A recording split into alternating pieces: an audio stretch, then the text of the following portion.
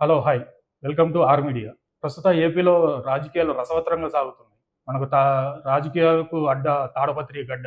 ఇక్కడ గత 2 దశాబ్దాల నుంచి జేసీ ఫ్యామిలీకి అత్యంత నమ్మకంగా ఉన్న కాకర్ల బ్రదర్స్. ఈ పేరు చెప్తే తాడపత్రి చుట్టుపక్కల ప్రాంతాల్లో తెలియనట్టు వారు ఉంటారు. 1994 నుంచి కాకర్ల చిన్న పెద్దయ్య గారు పరిటాల రవికి అత్యంత సన్నిహితుడుగా ఉన్నారు. దాని తర్వాత ఆయనతో పాటు కాకర్ల రంగనాథ్ గారు కానీ వాళ్ళ సోదరులు కానీ కంటిన్యూ అవుతూ వచ్చారు. జేసీకి అత్యంత ప్రధాన అనుచరులు చెప్పవచ్చు. 2019 వరకు జేసీ కుటుంబానికి అత్యంత ప్రధాన అనుచరులుగా ఉన్న కాగళ్ల రంగనాథ్ బ్రదర్స్ గారు 2019లో అనూహ్యంగా అప్పటి సమన్వయకర్త ప్రస్తుత ఎమ్మెల్యే కేతిరెడ్డి పెద్దారెడ్డి గారి సమక్షంలో జగన్ గారితో పెద్ద ఎత్తున అనుచరగణంతో పార్టీలో చేరడం జరిగింది. దాని తర్వాత ప్రస్తుతం 2024 రాజకీయాలకు మరి జేసీ గూటికి వచ్చారు. వెళ్ళడానికి కారణాలు ఏంటి? అక్కడి నుంచి మళ్ళీ జేసీ తన సొంత ఇల్లు లాంటిది ఆయనే చెప్పారు. ఇది నా కుటుంబము, చాలా అనుబంధం ఉంది మాకు జేసీ వాళ్ళతో. మరి రావడం నా సొంత ఇంటికి వచ్చినట్లే ఉందని కాకర్ల రంగనాథ్ గారు చెప్పారు. వెళ్ళడానికి కారణాలు ఏంటి, తిరిగి రావడానికి కారణాలు ఏంటి తెలుసుకుందాం. మనతో పాటు కాకర్ల రంగనాథ్ గారు ఉన్నారు. నమస్కారం. నమస్తే అండి, మీడియా మిత్రులకు నమస్కారం. కాకర్ల రంగనాథ్ గారు, మీరు రాజకీయాలకి రావడానికి ప్రధాన కారణం ఏంటి? మీరు ఎవరి ప్రోద్బలంతో, అంటే మీరు కానీ మీ నాన్నగారు 1994 నుంచి పరిటాల రవితో కానీ దాని తర్వాత జేసీ వాళ్ళతో ట్రావెల్ అయ్యారు. రాజకీయాల్లో రావడానికి ముఖ్య కారణం ఏంటి? ఫస్ట్ మా నాయన 1984 నుంచి తెలుగుదేశం పార్టీ, రెండాకుల గుర్తు ఇట్లా తెలుగుదేశం పార్టీలో ఉన్నాడు. 94 వరకు మా నాన్న ప్రభాకర్ చౌదరి, పరిటాల రవి గారు, దర్రు పుల్లయ్యతో స్నేహంగా బాగా ముఖ్యంగా ఉన్నాడు. అప్పటి పరిస్థితుల వల్ల, కొన్ని కారణాల వల్ల తెలుగుదేశం పార్టీకి ఆ రోజు కొంచెం మేము దూరం కావాల్సిన పరిస్థితి వచ్చింది, లోకల్ నాయకుల వల్ల. తర్వాత మాకు జేసీ ప్రభాకర్ రెడ్డి, ఆయన పెద్ద ఆయన దివాకర్ రెడ్డి గారు మమ్మల్ని మా పార్టీలోకి రమ్మని చెప్పి, కాంగ్రెస్ పార్టీలోకి రమ్మని చెప్పి ఆహ్వానించినారు. సరే అని చెప్పి అప్పటికి నేను మా తమ్ముళ్ళు మేము అందరం మా అనుచరుగణంతో అప్పుడు జేసీ ప్రభాకర్ రెడ్డి దగ్గరికి వెళ్ళాము. దాదాపు 94 నుంచి 2018 వరకు ఆయనతో కలిసి తిరిగినాము. మాకు అన్ని విధాలా ఆయన సపోర్ట్ చేసినాడు. మమ్మల్ని అయితే ఆయన కుటుంబ సభ్యుడిగానే అప్పటికి ఎక్కడున్నా కానీ, మా శ్రేయోభిలాషి కానీ, మాకు ఒక పెద్ద దిక్కుగా, మాకు అన్నగా తోడున్నాడు. పార్టీ 2019లో పార్టీ వైసీపీ పార్టీలోకి చేరడానికి కారణం కుటుంబంలో చిన్న చిన్న తగాదాలు వచ్చి కొంచెం గ్యాప్ వచ్చింది. అంటే నేను ప్రభాకరన్ వాళ్ళ ఇంటికాడికి పోలేదు ఒక 6 నెలలు, సంవత్సరం నుంచి. పోకపోయేందుకు కేతిరెడ్డి పెద్దారెడ్డి వైసీపీ ఇన్ఛార్జిగా ఉన్నాడు. ఆయన మా ఇంటి దగ్గరకు వచ్చాడు. 2-3 తూర్లు వచ్చి బ్రేక్ఫాస్ట్ చేసాం. ఇట్లా నేను ముడక కొంచెం ఇబ్బందుల్లో ఉన్నా, మేము ముడక ఇక్కడ పోటీ చేస్తాము, ఈ ట్రిప్ నాకు సాయం చేయండి, మన పార్టీలో గౌరవం ఇస్తాము, నీకు మంచి గౌరవ స్థానం ఇస్తాము, కొన్ని హామీలు ఇచ్చాడు.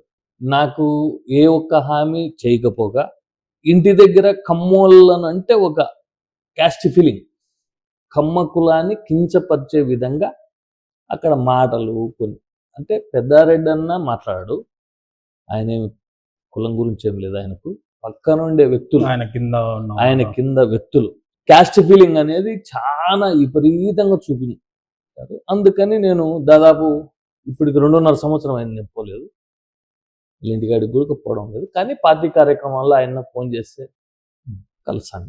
నాకు ఆయనకు మంచి సత్సంబంధాలే ఉన్నాయి, ఇబ్బంది ఏం లేదు. కానీ ఈ కులము ఒకటి, ఇంకోటి తాడపత్రిలో కమ్మ సంఘం పెట్టడం వల్ల మా సంఘంలో మా కులస్తులంతా, మేమంతా టీడీపీ సానుభూతి పరులము ప్లస్ అభిమానులు, మీరు కూడా ఇదే, ఎందుకు మారాల్సిన పరిస్థితి వచ్చింది. ఇప్పుడు అందరం కలిసి కొనసాగుదాము. ఎట్టి పరిస్థితుల్లో చంద్రబాబు నాయుడు కానీ, పార్టీని కానీ, నువ్వు అన్ని పరిస్థితులన్నీ తెలుసు, రాష్ట్రం ఎక్కడికి పోయినది నీకు తెలుసు, లోకల్ పరిస్థితులు కూడా నీకు తెలుసు, నువ్వు ఎట తిరిగి మనం అంతా కలిసి తెలుగుదేశం పార్టీలో మళ్ళీ కొనసాగుదాము అని కోరడంతో జేసీ గారి ఆహ్వానం మేరకు మరి మీరు తిరిగి మళ్ళీ నేను తెలుగుదేశం పార్టీలోకి చేరడం జరిగింది.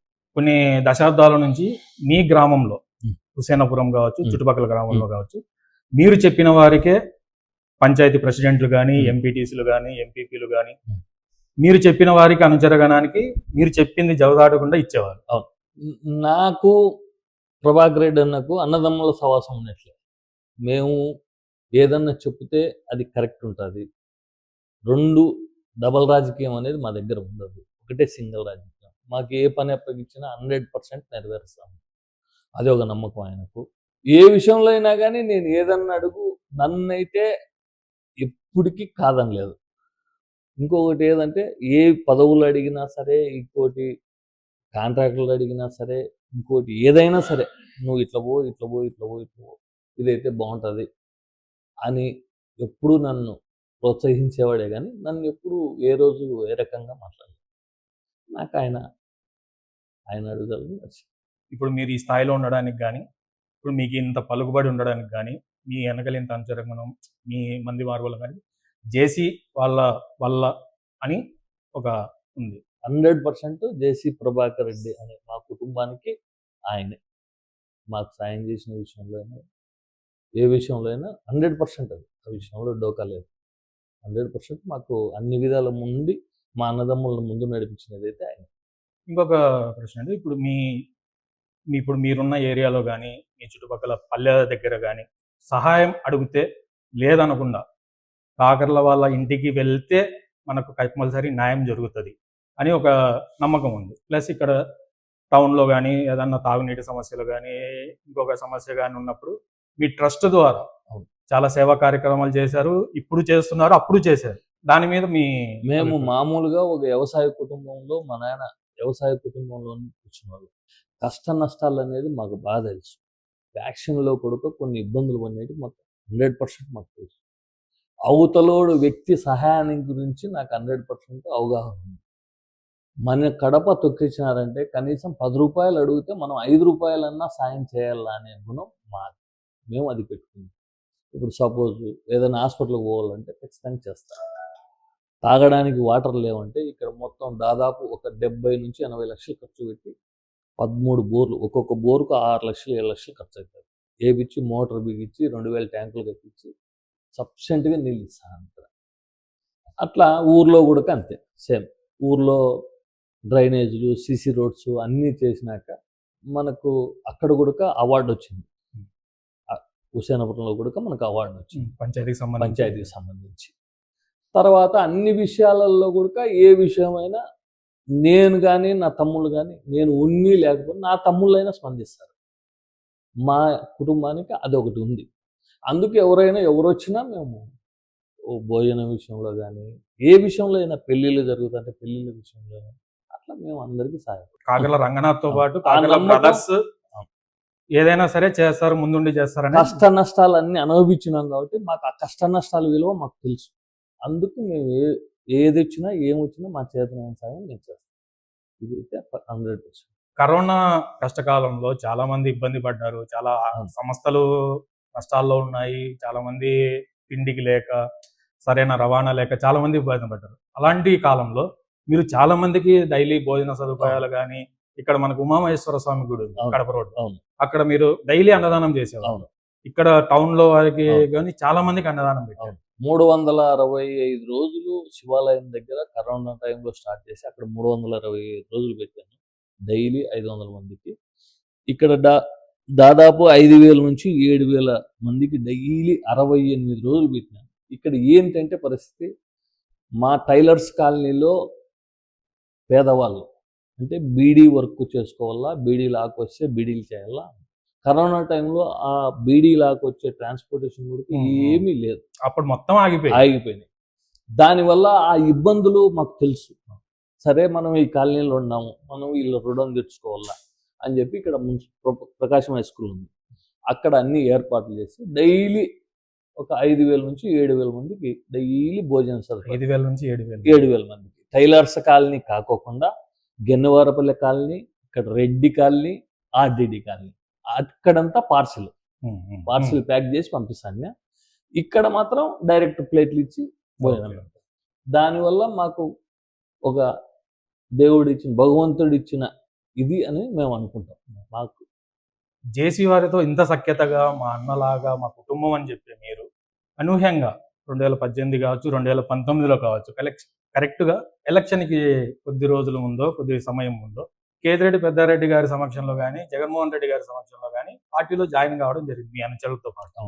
నేను 2019 కాదు 2017 నుంచి నేను జేసీ వాళ్ళ ఇంటి దగ్గరికి పోవడం లేదు. ఆయన చుట్టుపక్కల కొంచెం కోటరీ ఉన్నది. ఆ కోటరీతో నాకు నచ్చక నేను వాళ్ళ ఇంటి దగ్గరికి పోవడం లేదు. ప్రభాకర్ అన్న కూడా నన్నేమి రమ్మని ఆయన ఆహ్వానించలేదు. సరే నాకైతే ప్రత్యామ్నాయం నేను ఏదో ఒకటి చూసుకోవాలి కదా, అందుకని చెప్పి నేను పెద్దారెడ్డి అని వచ్చి కలిసి ఆయన నడిచిన. కానీ అక్కడ కొంచెం అవమానం పడాల్సిన పరిస్థితి వచ్చింది.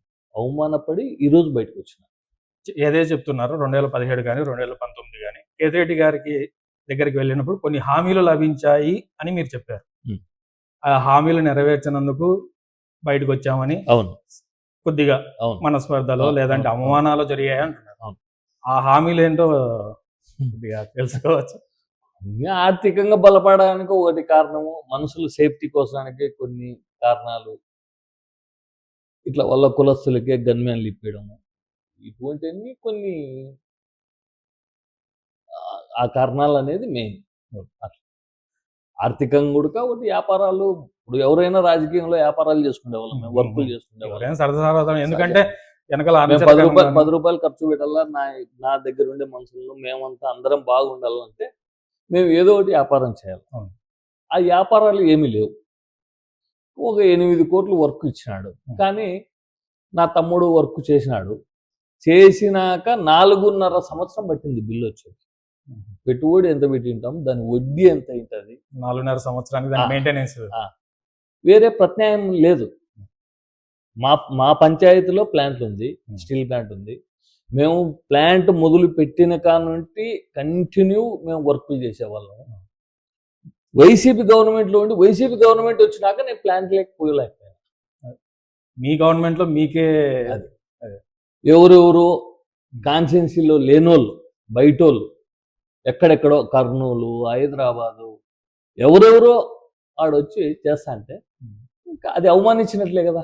లోకల్లోని కాకోకుండా బయట వాళ్ళని తోలకొచ్చి నువ్వు వర్క్ చేసినావంటే మమ్మల్ని అవమానించినంతే కదా. కానీ మీరు అదే ఫీల్డ్లో ఉన్నారు కాబట్టి. అది నేను ఫీల్డ్లో లేకపోతే కొత్తగా పోయేటట్టు నాకు అనొచ్చు. మీరు ఎప్పుడు ప్లాంట్ చెట్లు పీకి గునాదేసిన కానుంటే నేను ఆ ప్లాంట్ లో నాకు ప్రభాకర్ రెడ్డి అవకాశం ఇచ్చినాడు. దానివల్ల కొంచెం అది కూడా నాకు కొంచెం సేమ్ గా అట్లా అవమానించడం అనేది, నాకు ఒక క్యాస్ట్ నన్ను అవమానిస్తారు, నేను ముందుకు పోతా అంటే నన్ను వెనక్కిద్దుతారు అనే ఫీలింగ్ మనసులో ఉంది. అందువల్ల నేను 2.5 సంవత్సరం నుంచి కూడా నేను వల్ల ఇది కాలేదు. కాకపోతే పార్టీ కార్యక్రమాలకు 100% పాల్గొంటాను. ఇప్పుడు మీరు 2024 ఎలక్షన్లకి మరి జేసీ మీ సొంత ఇంట్లో అయిన జేసీ కుటుంబంకి దగ్గరకు వచ్చారు. వచ్చినప్పటి నుంచి మీరు విస్తృతంగా చూస్తుంటే అసలు సోషల్ మీడియాలో అయితే విస్తృతంగా ప్రతి గ్రామంలోకి అస్మిత్ రెడ్డికి సాయం చేయండి, ఓటేయండి, ప్రతి నాకు తెలిసి సోషల్ మీడియాలో తాడపత్రిలో మీరు తప్ప మిగతా వాళ్ళు ఎవరో తిరగలేరేమో అన్నంతగా తిరుగుతున్నారు. మా అన్న కొడుకు లాస్ట్ టైం ఓడిపోయినాడు, ఈ టైం 2024 గెలిపియల్లా, ఎట్టి పరిస్థితుల్లో మా అన్న కొడుకు గెలిపియల్లా, మాకందరికీ వాల్యూ అనేది నిలబడల్లా. వైసీపీ గవర్నమెంట్లు వైసీపీ పార్టీలో చేరినప్పుడు ఇదే కాన్వాయ్తోనే ఎలక్షన్ చేసిన లాస్ట్ టైం 2019. సేమ్ అదే ఇదే ఇక్కడ కూడా చేస్తాను. ప్రత్యేకంగా అంటూ ఏం లేదు, దానికి ఏం లేదు. మీరు ఇన్ని గ్రామాల్లో తిరుగుతున్నారు, మీ అంచనాలతో తిరుగుతున్నారు. గ్రామాల్లో వెళ్ళినప్పుడు మీకు రెస్పాన్స్ ఎట్లా వస్తుంది? నాకు భయంకరంగా రిసీవ్ ఉంది. నేనే ఏదో ఎమ్మెల్యే పోటీ చేసినంత ఉత్సాహంగా నన్ను ఆహ్వానిస్తున్నారు ఊర్లో. నన్నే అట్లుంటే ఇంకా మా అస్మిత్ రెడ్డిని ఎట్లా చేస్తారు. బాగా రెస్పాండ్ బాగుంది.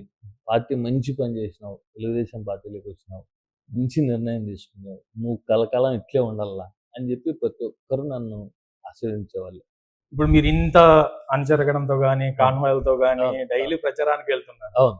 దానికి మీకు అయ్యే ఖర్చు, వ్యయ ప్రయాసాలు ఏం ఖర్చు లేదు, భోజనం తప్ప ఏం ఖర్చు లేదు. వాళ్ళే సొంతం డీజిల్ పూసుకుంటారు, వాళ్ళే కేకలేస్తారు, వాళ్ళే పూల దండలు చేస్తారు, వాళ్ళే పూలు చల్లుతారు, వాళ్ళే చాలా వాళ్ళకి కేవలం నా ఇంటి దగ్గర టిఫిన్, మధ్యాహ్నం భోజనం, నైట్ భోజనం తప్ప నేను ఏది చేయడం లేదు.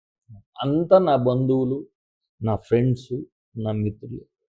నాకు బంధువులు దాదాపు సొంతం రక్త సంబంధం కానీ మావి 1200 ఫ్యామిలీలు ఉన్నాయి మా ఫ్యామిలీలు, అంతే తప్ప ఏం లేదు. ఈసారి మీరు గ్రామంలో రెస్పాన్స్ అవును. బాగా వస్తుంది బాగా అంటున్నారు, బాగా వస్తుంది. అంతా ఓకే అంటున్నారు. అవును. ఒకవేళ జేసీ అస్మిత్ రెడ్డి గారు ఉమ్. గెలుస్తా అని మీ ధీమా, అవును. గెలిస్తే ఎంత మెజారిటీతో గెలవచ్చు? 10-15 వేల మధ్యలో ఉంటాడు. గెలుపు అయితే కన్ఫర్మ్. 200% అది 200% గెలుపు. ఎన్ని ఆటంకాలు వచ్చినా వైసీపీ గవర్నమెంట్ చేసిన పనికి కరెంటు బిల్లులు అయితేనేమి, మద్యం మీద రేట్లు అయితేనేమి, పన్నులు అయితేనేమి, బీదోళ్ళ మీద చాలా భయంకరమైన ఇది అయితేనేమి, ప్రతి ఒక్కటి. ఇంకోటి ఆ పాస్బుక్ల ఫోటోలు. ఇప్పుడు మా నాన్న ఆస్తి నీ ఫోటో చూసుకోవడం ఏంటండి ఆయన? దేవుని ఫోటో, వెంకటేశ్వర స్వామి ఫోటో పెట్టి ఉక్కుతాం, నీ ఫోటో పెట్టడం ఏంటి? ఇవి అయితేనేమి అట్లా అప్పుల పాలు ఒకటి, ఎక్కడ ఏం వర్కులు లేవు. ఇసుక ఎంత? మా ఊర్లో తాడపత్రిలో మామూలుగా ట్రాక్టర్ ఇసుక 500 రూపాయలు. ఈ పొద్దు అదే ఇసుక మేము 5,000 పెట్టాలి. మాకు పెన్నా నది ఉంది కాబట్టి మాకు ఇది అవుతుంది. మామూలుగా అందరికీ అట్లే కదా, ఎప్పుడు లేదు కదా. గత 30-40 ఏళ్ళ ఉంటే ఎక్కడా లేదు, ఇప్పుడు వచ్చింది. ఈ ఇంటర్వ్యూ సందర్భంగా మీ ప్రత్యర్థులకు మీరు ఏదైనా సవాల్ చేయాలనుకుంటున్నారా, లేదంటే వాళ్ళకి ఏదైనా నేను ఏం సవాల్ చేయాలనుకోలేదు. నేను ఒక్కటే, నేను వేసే అడుగు ముందుకు పోతానే ఉంటాను. మామూలే ఏనుగు పోతుంటే కుక్కలు అరుస్తుంటాయి, దానిల గురించి పెద్ద పట్టించుకుంటే మనం ఆడే నిలబడాల్సిన పరిస్థితి వస్తుంది. నేను ఇప్పుడే కాదు, ఎప్పటికి కూడా నేను దేని గురించి ఆలోచించను, దాని వల్ల గురించి కూడా అసలు పట్టించుకోను కూడా. నా పని మామూలుగా మాట్లాడుతుంటారు. మన ఫేస్ టు ఫేస్ వచ్చి మాట్లాడితే నేను సమాధానం చెప్పేదానికి రెడీగా ఉన్నా. యాడో గోడతాటను కూర్చొని మాట్లాడితే దానికి సమాధానాలు ఎవరు చెప్తారు? చెప్పే కాదు కదా. నా దగ్గరకు వచ్చి నువ్వు పలాని ఇది అని అంటే నేను వానికి సమాధానం చెప్తా. యాడో కూర్చొని దానిని పెద్ద నేను అసలు పట్టించుకోను. ఆడపత్రి రాజకీయంలో నాది ఒక డిఫరెంట్ స్టైల్. నా వరకు వస్తే నేను చూసుకుంటా. ఏదో గురించి మాట్లాడితే నేను మాట్లాడను, ఏదైనా ఫేస్ టు ఫేస్ ఏదైనా సరే. కాకర్ల రంగనాథ్ గారు వాళ్ళ సొంత కమ్యూనిటీ వాళ్ళకే ఎక్కువ ప్రిఫరెన్స్ ఇస్తారు. సరే, నా కమ్యూనిటీకి ప్రిఫరెన్స్ ఇస్తా అంటే ఇక్కడ ఉండే ఈ కాలనీలో ఆల్మోస్ట్ ముస్లిమ్స్ ఎంతమంది ఉన్నారు, వేరే కులస్తులు ఎంతమంది ఉన్నారు? 8,000 మంది ఉన్నారు. 8,000 మందిలో 4,000, 3,000 మందికి భోజనాలు పెట్టాల్సిన అవసరం వచ్చింది. నా కులస్తులకి నేనేం భోజనాలు పెట్టలేదే. కమ్మపల్లెల్లో భోజనాలు పెడతా అంటే అన్న నువ్వు కేవలం అది ఏంటంటే తాడపత్రిలో ఎప్పుడూ లేకోకుండా కమ్మోళ్ళ కమ్యూనిటీ అనేది ఒక సాట లేకోకుండా ఈ రోజు ఒకటి అక్కడ ఏర్పడుతుంది రాయంపల్లె దగ్గర. దానికి లీడర్షిప్ తీసుకోవడం అన్నది అది అంతే, అంత తప్ప నాకు ఈ కులం ఇప్పుడు నా ఇంట్లో పనిచేసే వాళ్ళు కూడా మా వాళ్ళంతా ఎస్సీలు, ముస్లిమ్స్, బీసీలు అందరూ ఉన్నారు. నేను అందరితో కూర్చొని తింటా, నేను అందరితో పాటు నడుస్తాను. అందరూ నా కార్లోనే ఉంటాం, అందరం నేను ఏ హోటల్కి పోతే ఆ హోటల్లో తింటాం. నా ఇంట్లో ఏం తెచ్చి ఈడే తింటాం, బయట ఏం తెచ్చి నేను ఇంట్లో తింటాను. మాకు అట్లా కులపిచ్చి అనేది అస్సలు లేదు. నాకు ఆల్మోస్ట్ రెడ్లంతా అట్లా అనుకుంటే రెడ్లతోనే నా సవాసం, నా ఫ్రెండ్ సర్కిల్ అంతా రెడ్లే. నాకు అది లేదు, అస్సలు లేదు, అది అసంభవం. రంగనాథ్ గారు 2004 నుంచి 2007 వరకు వివిధ అవార్డులు వచ్చాయని మీకు విన్నాం. దాని అవార్డులు ఏమేమి వచ్చాయి, ఏ సందర్భాల్లో? హుసేనాపురం గ్రామ పంచాయతీగా సర్పంచ్గా నేను పోటీ చేశాను. నేను ఏకగ్రీయంగా ఎన్నుకున్నాను. ఏకగ్రీయంగా ఎన్నుకునేప్పుడు చుట్టుపక్కల మొత్తం కంప చెట్లు ఊరికి ఎప్పటి నుంచో కంప చెట్లు పీకడం, డ్రైనేజ్ వ్యవస్థ, రోడ్స్, ఇంటింటికి బాత్రూము. అప్పుడు నా ప్రధానమంత్రి వాజ్పేయి గారు ఉన్నారు పెద్ద ఆయన ఉన్నప్పుడు కొన్ని పథకాలు వచ్చినాయి. నిర్మల్ గ్రామ పురస్కార అవార్డ్స్ అని ఇచ్చినారు. మన ఏపీలో 2 వచ్చినాయి. ఉమ్మడి అప్పుడు మొత్తం ఏపీలో, ఉమ్మడి ఏపీలో 2కో 4కో వచ్చినాయి మన ఇక్కడ. దానిలో నేను ఒకని. రాష్ట్రపతి అబ్దుల్ కలాం సార్ దగ్గర అవార్డు తీసుకోవడం జరిగింది. సీఎం గారి అప్పటి ముఖ్యమంత్రి అదే నిర్మల్ గ్రామ పురస్కారే మళ్ళీ సీఎం గుడక వైఎస్ రాజశేఖర రెడ్డి గారు ముఖ్యమంత్రి వారు ఆ రోజు మళ్ళీ పిలిచి పంచాయతీకి ఇంకా డెవలప్ బాగా చేయండి అని ప్రోత్సహించి ఒక అవార్డు అనేది ఇచ్చి ఊరికి 10 లక్షల రూపాయలు ఇచ్చారు అప్పటికే. అందువల్ల ఆయన ఇచ్చారు. మళ్ళా మమ్మల్ని గౌరవించుకోవడం కోసం మళ్ళీ కలెక్టర్ శ్రీధర్ ఉన్నారు, ఆయన కూడా మళ్ళీ ఆయన చాలా ఒకటి ఆయన ఒక 5 లక్షలు ఇచ్చినారు. ఇంకోటి అండి, 19లో మీరు ఎప్పుడైతే కేతిరెడ్డి గారి వెళ్ళారు, Hmm. తర్వాత కొన్ని సందర్భాల్లో మీరు బాధపడ్డామో, మనస్తాపం చెందడమో, అవమానంగా ఫీల్ అవ్వడం, 2024లో మరి జేసీ గారి దగ్గరికి వచ్చారు. అవును. జేసీ ప్రభాకర్ రెడ్డి గారే స్వయంగా మీ ఇంటికి వచ్చి మీతో మాట్లాడి అవును. మర్యాదపూర్వకంగా ఆ కార్యక్రమం జరిగింది. ఆ వచ్చిన సందర్భంలో మీకు ఎలాంటి హామీలు లభించాయి జేసీ గారి నుంచి? కుటుంబంతో హామీలు తీసుకోవడం ఏంటండి? కుటుంబం నా కుటుంబం అది. ఇంక నా కుటుంబంలో హామీలు ఏమి ఉండవు కదా. ఏముంటాయి హామీలు? నేను ఏమి అడగలేదు, ఆయన నాకేమి చెప్పలేదు.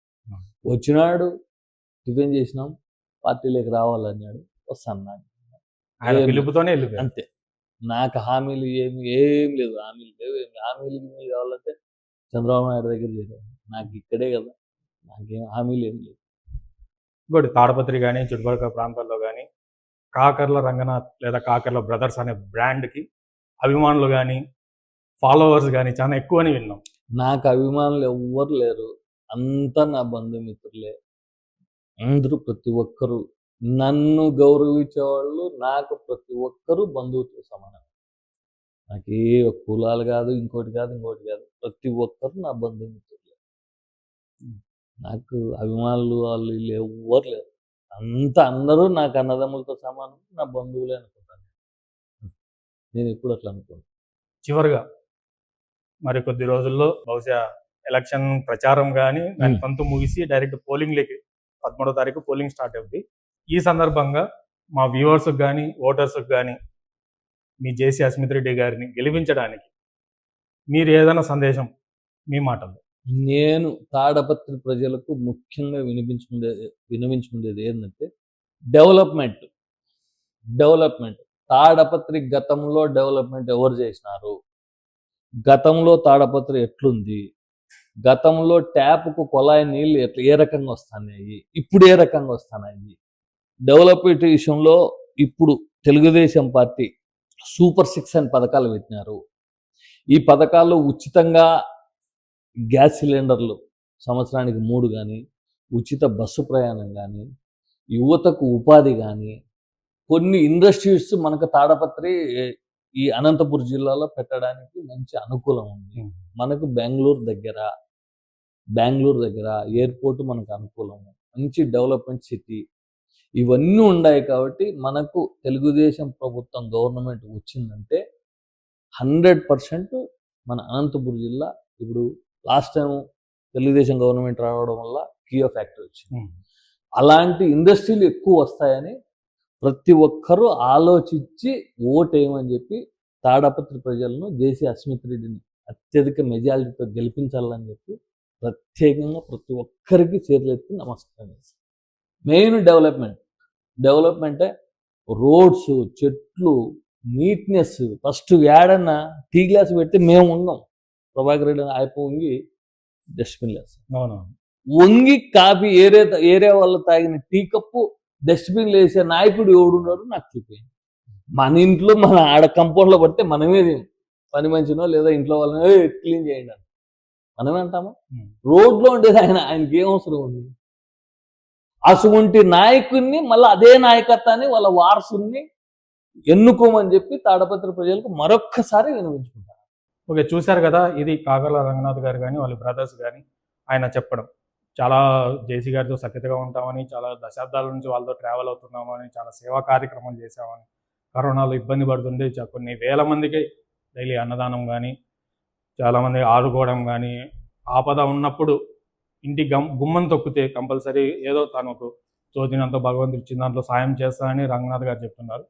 అలాగే మే 13వ తారీఖుకు ఎలక్షన్లు పోలింగ్ జరుగుతోంది. ప్రతి ఒక్క ఓటరు వెళ్ళి ఓటు హక్కును సద్వినియోగం చేసుకోవాలని మా ఆర్ మీడియా తరఫున మిమ్మల్ని కోరుతున్నాము. నమస్తే.